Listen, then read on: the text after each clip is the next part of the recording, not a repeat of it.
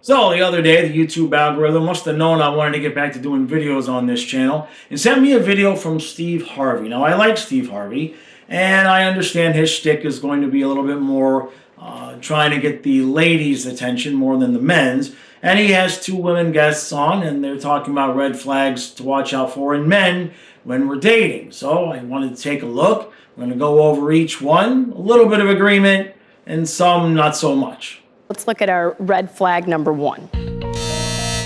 You get the guy who's successful and tall and bad, which is what you want, but it's not what you actually need to find long-term happiness, right? If he doesn't meet your big must-haves, like, for example, committing to you and only you, being emotionally available, whatever your have-to-haves are, if he doesn't meet those, throw him back to the pond. Now, number one seems pretty easy enough. Mismatched core values. There's not a lot to disagree with there, especially in the part where she's telling the lady that if they don't meet the requirements, if they don't meet your list of must-haves, then go ahead and send them back to the pond, as she said. Now, I'm making a point to agree with that because it's going to come up later towards the end. But for purposes of this video, mismatched core values seems pretty obvious to all of us, doesn't it?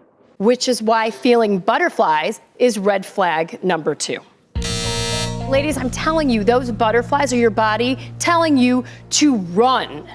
Run, okay? Listen, having butterflies in your stomach, especially after the first date, probably mean that your gut, your intuition is telling you that something is wrong. And unfortunately, we human beings, we often mistake fear for excitement. Wow. So if your stomach is flipping over and churning, it probably means that your gut is saying, fear, anxiety, there's danger ahead, and you should hightail out of there. Now, number two is butterflies, and this is where the inconsistencies begin. Now, she goes on to say if you feel butterflies after your first date, you're likely to be feeling fear. Now, in the interests of appearing to agree somewhat, I can understand that maybe at that point you're feeling fear of commitment, maybe fear of a new relationship, fear of the same thing happening again. So that part I understand. However, then she goes on to describe something, if your stomach is churning and turning upside down and inside out, or however it is that she worded it. I'm sorry to let you know, but those aren't butterflies. What she was describing was anxiety, panic, serious nervousness, not the butterflies that we will typically feel when we first meet someone. That little bit of nervousness, if they're going to like us, do they want to see us again? A little bit of excitement about the anticipation of maybe the next date. That's normal. If you go turning down everybody that you feel that with, you're going to be alone for a very long time. So on one hand, she was correct in that, yeah, if your stomach is churning, that's probably not a good idea. But if you have what the rest of us normally would call butterflies, it's actually probably a pretty good sign. Here's red flag number three. If you go out on a first date with someone who then immediately wants to see you the next day and the next day and the next day, and he's blowing up your phone, talking about the future, here's the problem. You may not be dealing with a man who is actually head over heels for you. You might just be dealing with someone who is emotionally unavailable or worse, narcissistic. All right, so number three pretty much made my head explode. If he wants to see you the next day after the first date. Now, I can understand if you want to exercise a little bit of caution, if you've been somebody who's moved a little bit too fast in the past, that's fine.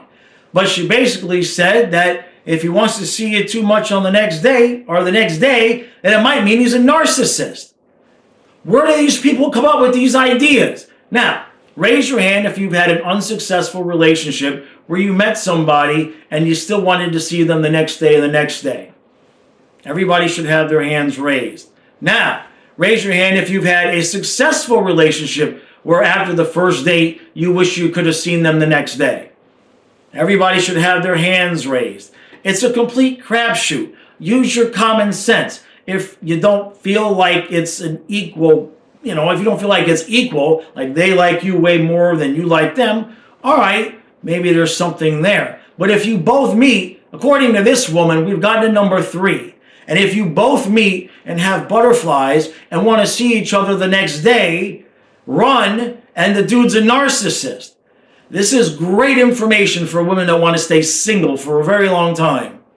The fourth red flag is related to something you just mentioned earlier, dodgy. The word is inconsistency. If a man goes from texting you all the time, taking you out consistently, calling you, but suddenly he's now too busy, right? He doesn't call you, he doesn't text you as much, he doesn't take you out as much. His feelings have changed. Nobody is too busy to call or to see someone. Nobody. Ever, right? If they like you, they will find a way to be with you. They say a man that wants to be with you will move mountains to be with you. Now, number 4 is inconsistent behavior. Now, I somewhat agree, but then much like the other points, she begins to lead us down an entirely different path. Now, if you've been hot and heavy with somebody and then they all of a sudden cool off and can't see you that often or aren't communicating, this is a big dumb moment, of course. It might be time to have a conversation. But then she says something that will clue you into the inconsistencies that men try to work around when we're dating or inside of a relationship.